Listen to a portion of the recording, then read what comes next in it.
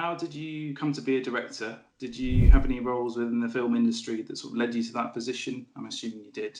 Not everyone starts to be a director straight away. So, yeah, how did you become a director? Well, in a way, it kind of was a situation where I fell immediately into it in the sense that I grew up in front of the television. Horror movies, in particular, were my thing. I'm wearing an Exorcist t-shirt right now. And I loved the power that horror specifically had over me, in the sense that if I could be terrified, there is a magic in that. If you can then learn to wield that magic and use it on other people, that's a profound and powerful thing, if it's whether it's to scare someone or make them laugh or whatever that might be. I grew up reading and drawing comic books. Got a whole stack right here behind me. Watching films over and over again and dabbling with screenplays, and I was a part of all the school theatrical productions, and never with the intent of being an actor. My goal was always to understand, again, the craft of productions and narrative storytelling, with the thought that maybe someday I would be able to direct. And after I finished high school, I ended up falling in with a number of theater groups where I was either running the lights or painting the sets, and then following the actors and the crew around to bars after shows, just trying to network, just trying to get to know people. And ultimately, what ended up happening was I decided to drop out of the teaching program in college and to go to film school, and graduated and made my first film, Roulette, in 2013. What particular challenges did you face shooting this movie, and did the final version come close to what you set out to achieve to begin with? I think that in the case of any film, a director is always going to see maybe 10% of what was in their mind on the screen. In the case of Butterfly Kisses, I was very happy with what we ended up with. It was challenging more in the editing than anything else, because it started off as a 3 hour film that I knew was going to have to come down to a tight 90 minutes. You had mentioned earlier the fact that you'd given the film a rewatch and that it played well on its second time, and it was designed to be that way. It's a movie that, again, like my previous film, Roulette, is designed to be watched multiple times to find new aspects in each layer of the onion. I was just about to say the word layers. It's like three layers, just from the kind of the idea of a documentary, making a documentary of a documentary, making it. It's almost like a multi-layered just from the start. So, yeah. And that's a challenging thing when you're trying to edit a linear narrative. There is a lot of killing your darlings for time requirements. Is this necessary? Is this repetitive? And when you're doing so many layers, it becomes challenging because you feel like you're having to skim off of each one. So that was the most challenging aspect of the film, getting it down to 90 minutes. But I'm very happy with what the end result is. Okay. How did Blair director Eduardo Sanchez come to be involved, and what was his level of involvement, other than obviously appearing in the movie? You alluded to some creative input that he had. So, yeah, how did he come to be involved, and what was his level of input? I knew Ed from having done a panel with him, and we had stayed in touch afterward. We are both Maryland filmmakers, and he is obviously in the upper echelon, whereas I was, at the time, rising. This was again following my film Roulette. And so when the idea of Butterfly Kisses came along, which was to essentially deconstruct in a way that was sort of what I like to refer to as academic entertainment, it seemed like it made sense to feature Ed in the movie since there are so many people playing themselves. When discussing it with my producers, at first, Ed was never featured in the script, and I was just thinking that he'd go, "Hey, man, that movie was 15 years ago. Ever since the Blair Witch Project, I've made Lovely Molly. I've done Altered. I direct episodes of Supernatural and From Dusk Till Dawn. I don't want to just live in the shadow of that film." And all of my producers were like, "Dude, come on. I mean, what's it going to hurt to ask him?" So we picked up the phone, we called him, asked for a meeting. 2 days later, we were sitting in the film office for about 2 hours discussing the film. And not only was Ed willing to appear and play himself, but he was very generous in his time in that he watched multiple cuts of the film. Again, coming from 3 hours down to 90 minutes, it went through so many different revisions. And he offered so much feedback and positive criticism. And what better source are you going to go to than the man who created the cultural zeitgeist that is found footage when trying to respond and deconstruct that subgenre of horror? So Ed was incredible.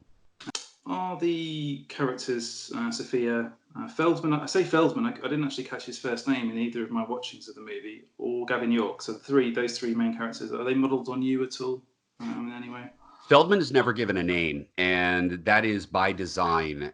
In fact, another little Easter egg in the film that only one person has ever commented on is the fact that Feldman could be a first name or it could be a last name. But throughout the entire course of the film, as he's being referred to as a slacker, you assume that he has some sort of menial labor job and that he's just sort of staying in school indefinitely. He's constantly wearing auto mechanic shirts. And Easter egg for the viewers, his name is over his breast, over his heart. However, the name is different on every mechanic shirt that he's wearing. So he could be Doug Feldman, he could be Larry Feldman, he could be Chuck Feldman. It's sort of for you to, spot and argue over. Okay, that's interesting. Each of the characters is modeled on me in the sense that Feldman and Sophia represent the film school experience and how seemingly important and quasi-traumatic it is in the moment. Working with people you don't get along with, and then having your work screened in front of your peers and the faculty on the big screen for, a half dozen people or whatever. The drama that you go through as a film student. And then Gavin York is he's not a one-to-one, cipher for me necessarily. Rather, he is sort of a pastiche of elements I've seen in the lives of so many independent filmmakers, where they graduate, they have big dreams. I'm going to direct the next Star Wars, and they end up either, doing something that is unfulfilling, like wedding videography, or they end up not doing film at all. Because when you graduate, you have to be an entrepreneur in a certain sense. If that degree, that diploma doesn't mean anything in the case of arts, you have to be willing to go out there and create projects and build buzz for yourself. And with Gavin, that didn't work in the way that he wanted. So yeah, aspects of my life, but aspects of the lives of so many other people I've seen. And of course, then at the far spectrum of the film, you have me playing myself. And it's sort of about the nightmare of trying to mount an independent production, money coming out of your own pocket or the pockets of investors, and your film is falling apart. It's going off the rails. My subject in the documentary, Gavin York, vanishes. My crew is angry with me. We don't know how we're going to complete this project. It's about all the nightmares that could happen being a filmmaker and sort of not being where you want to be in the moment. That's interesting. Actually, it leads on perfectly to the next question I've got, which is, was this movie as much about questioning how far ostensibly good people are willing to go to get a story or achieve something creatively or otherwise? I think so. And, I've often referred to Blink Man or Peeping Tom, the boogeyman of the story, as being the MacGuffin, as Hitchcock said, that simply drives the narrative. And, it is, in my opinion, though the film is more easily classified as being a horror film, for me, it's more of a mixture of academic criticism of the found footage genre and also a look at the real world horror of being an artist. How far are you willing to go? In the case of Peeping Tom, again, he is a MacGuffin. He is Bigfoot. He is the Loch Ness Monster. He's UFOs. He is something that can never be proven. You're always going to get just within an inch of grabbing that monster by the tail. It's like trying to prove the existence of God. We cannot do it. And sometimes the obsessive pursuit can cause an individual to fall apart. It's like Indiana Jones at the end of The Last Crusade, where he's dangling by his fingers, and he's got the tip of his finger on the Holy Grail, but if he goes 1 inch further to grab it, he's going to fall into the pit. Mm. I wanted to show that obsession and how being specifically an independent artist can be one's undoing and can destroy relationships. With Studio Unknown, were they on board with a fictional story from the beginning, or was it a genuine conversation to begin with? How did that sort of work? That's a very cool question. I knew them.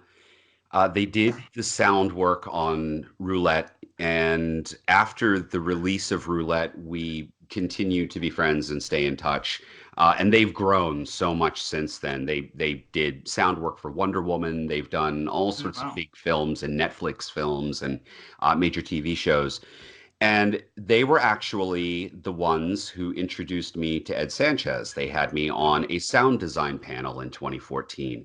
And again, Ed was sort of the established Maryland legend, and I was sort of the up and comer who's building buzz. So they always said to me, when you do your next film, Erik, come to us in advance. Let's discuss it so we can make sure that you have all the right sound sources. And so that when you bring the final product to us to mix, we have a lot to work with. And when the idea of Butterfly Kisses came along, I thought, well, how cool would it be to incorporate these guys into the narrative?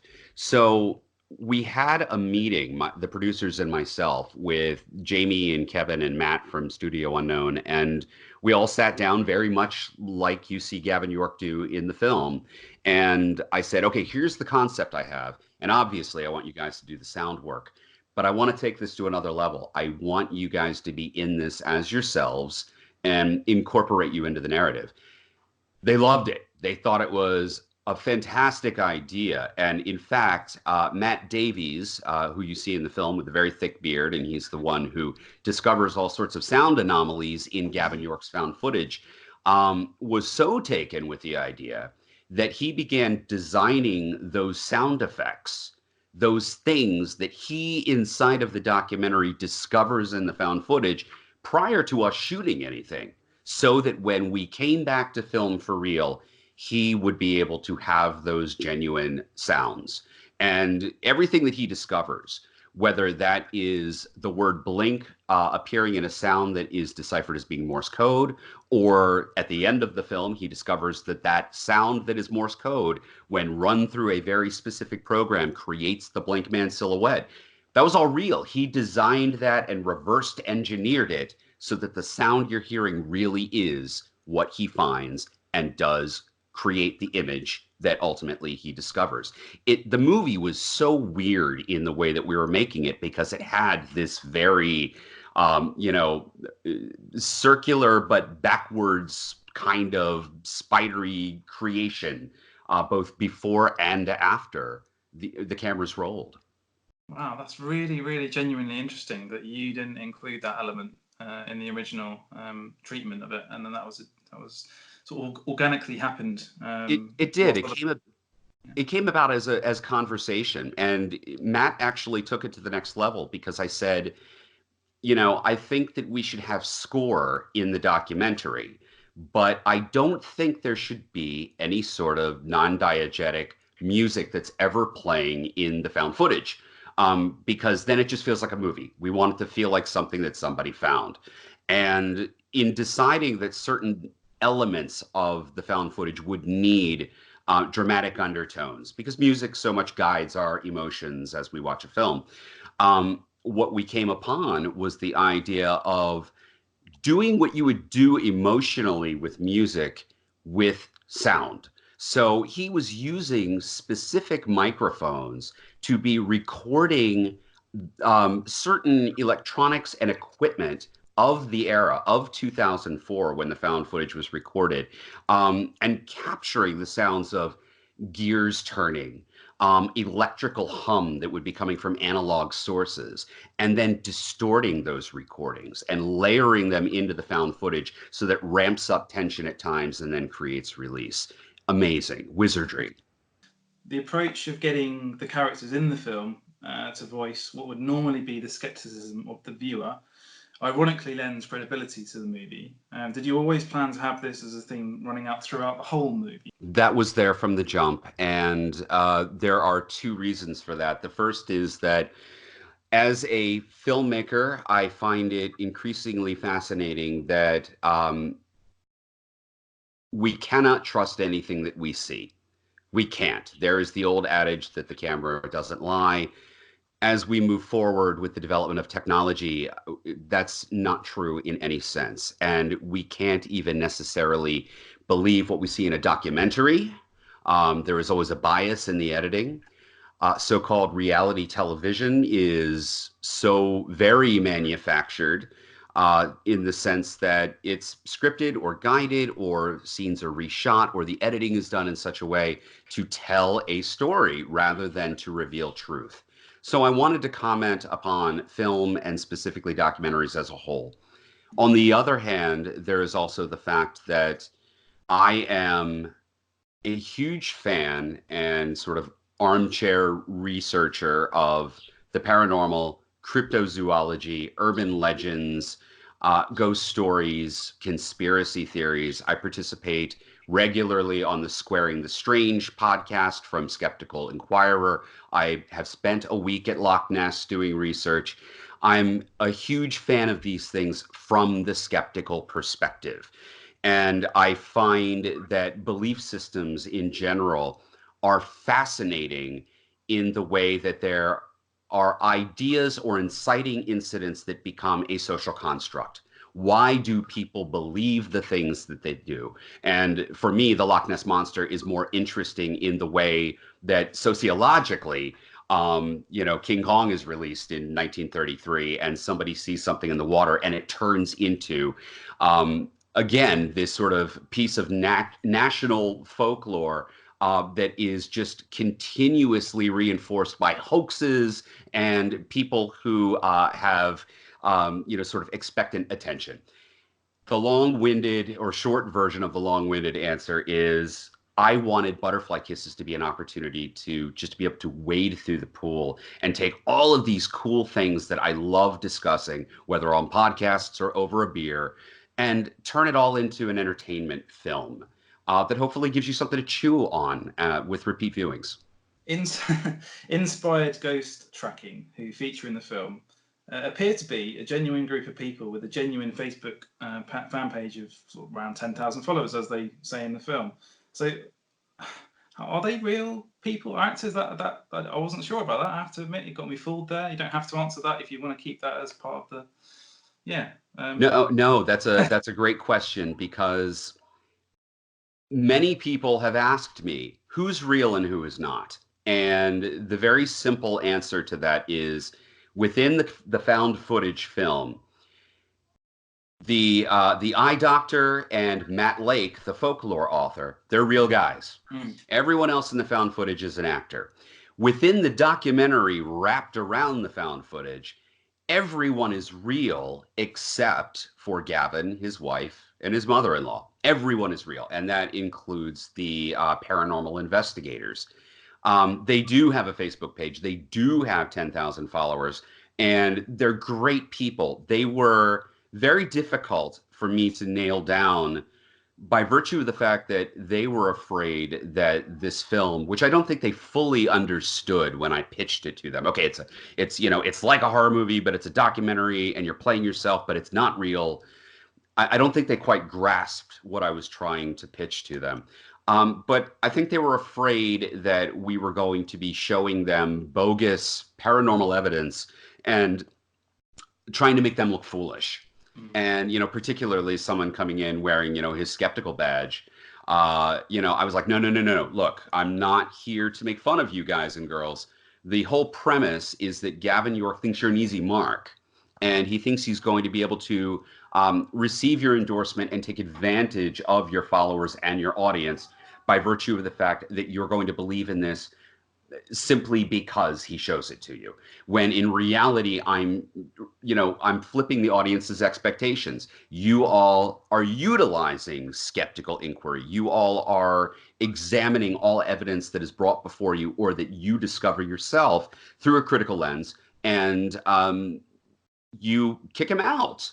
You throw him out. That's the whole point of this. And so I think it's going to paint you in a very positive light.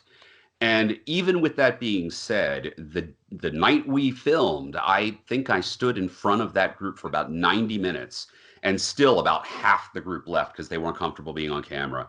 But those who stayed, they just pummeled me with questions for about an hour and a half. I finally was able to just say, hey, just let me roll camera and you'll see where we're going with this. Mm. And I left that night, and I think they still were scratching their chins over what I'd done. But when they saw the film, loved it, thought it was hilarious. They have been endorsing it ever since. It was wonderful. They're great people. You've touched on Matt Lake. Yeah, I recognise that as a real person. How did his involvement come about? Based on what you've said, I think I might know some of the answers to this question, but I can see that he's genuinely the author of Weird Maryland and other series. Yes. Was it through researching weird phenomena? And that's the bit that I think you're going to say yes or something like that. It's, well, yes. And it's yes because when his books, his Weird series came out in the mid-aughts, all these things that I've been talking about since I was 6 years old, you know, lake monsters and big hairy monsters and UFOs and all this geeky stuff that I was really, really into, that people just kind of, you know, side-eyed me about. Suddenly this Weird series of books came out, and they were at every Barnes and Noble, on every, you know, end cap. And suddenly everyone I knew had it on their coffee table. And I'm just going, hey, Goatman. Remember I talked about Goatman when I was 7? So he, through the release of those books, particularly in the region where I live on the Eastern Seaboard, he made these topics sort of fashionable and cool.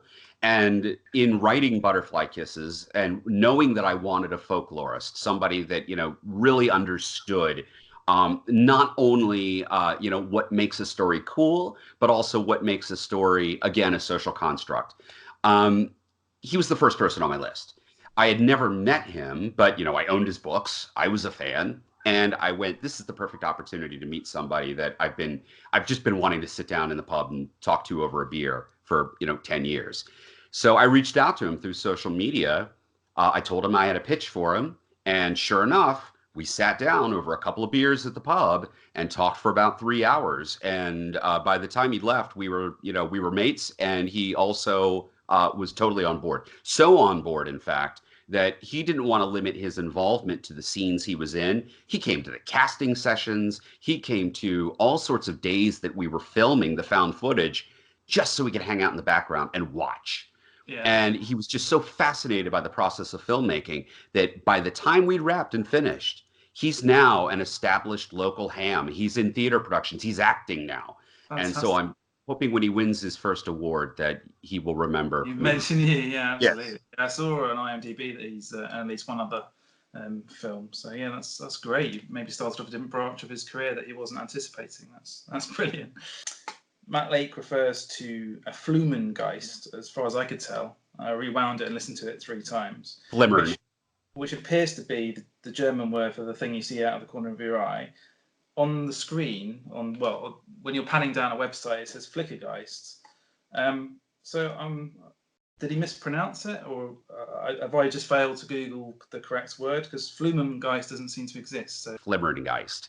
So that is, I'm guessing his Manchester accent sort of smoothed that out a bit. But right.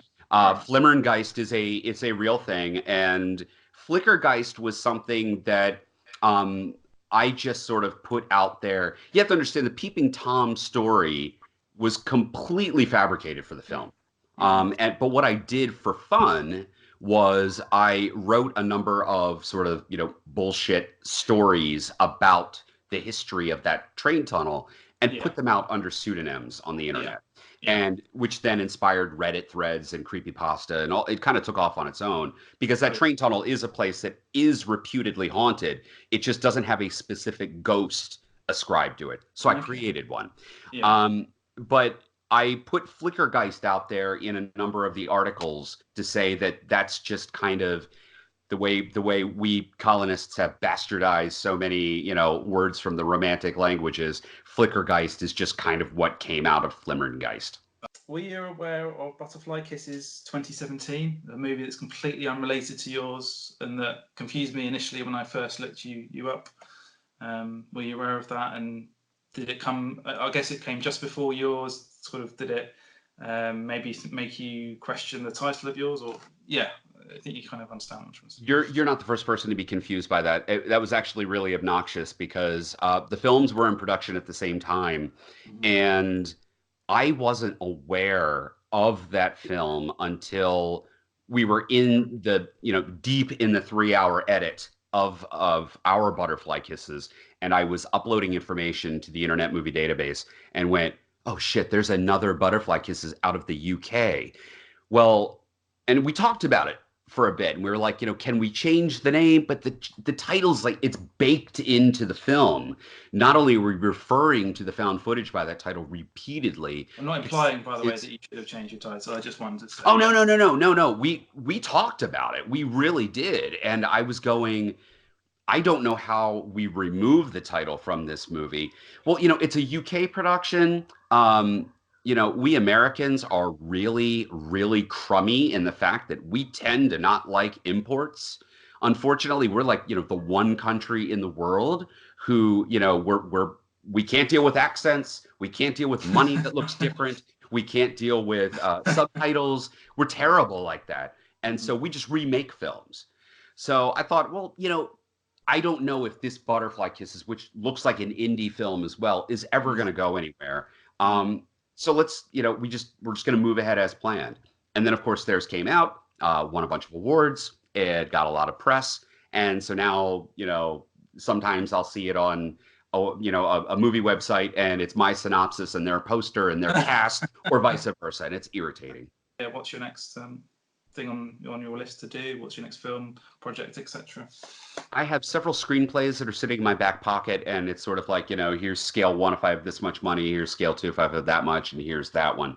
And I'm sort of, waiting to see really what happens with Butterfly Kisses. It's going to go out there internationally very soon, and have some meetings and sort of see what options I have of those various tiers of projects. So I'm sort of waiting to see for about 6 months. Okay, interesting. And trying to get some sleep in that time. Yeah, that sounds good. And I can't thank you enough for the opportunity because, really, it's guys and girls like you who are making it possible for indie voices to be heard. I mean that very sincerely. So thank you. Fantastic.